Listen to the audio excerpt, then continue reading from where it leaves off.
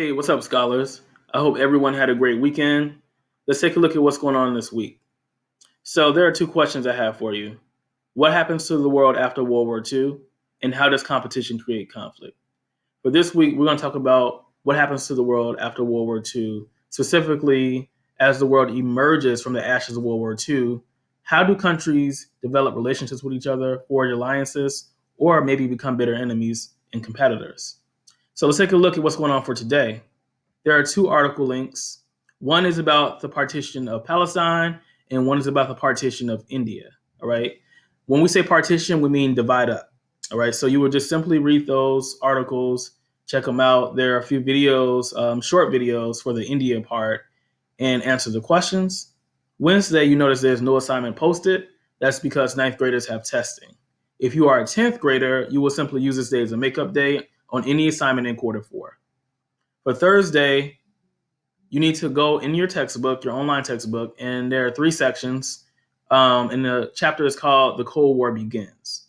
There are only key terms and sections for sections 1 through 3. All you will need to do is read about the key term or event in the summary chart and write your summaries or notes for those key terms and events. Friday, there's a short ed puzzle about the Cold War.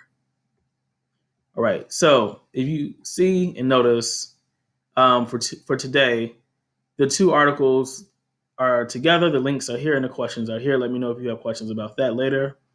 And then for Thursday, there are a list of important events and key terms for the beginning of the Cold War that you will need to make sure you summarize.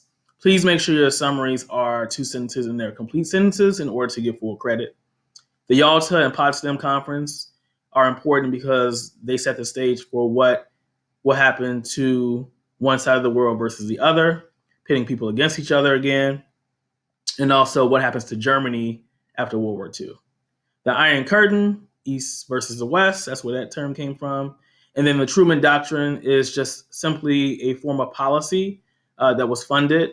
And it started from President Harry Truman at the end of World War II, where he asked for over $400 million to pretty much set up defense and military alliances, to form partnerships, and to make sure that the world order was being maintained. Rebuilding Europe. That's another important one because we know after World War II, a lot of loss, a lot of damage, not just Europe, but also in Japan. Remember, we dropped those A-bombs on Japan. Also, NATO. NATO is a very important military alliance that was formed after World War II. And then for Section 3, which is about China, you will need to make sure that you understand China's role during the Cold War. China's on a specific side. And also what happens to their communist revolution. Their leader, Mao Zedong, really was adamant about creating a powerful country based on his certain ideals. And this leads into the battle of the East versus the West in the Cold War. Friday is, of course, the Ed Puzzle. Please reach out, questions through email, Google Classroom, Parent and Student Square, and Zoom office hours will be at 3. Again, extra credit for those who show up at 3 on Zoom office hours. Also, please just reach out if you need help. All right. Hopefully everyone will have a good week. Take care.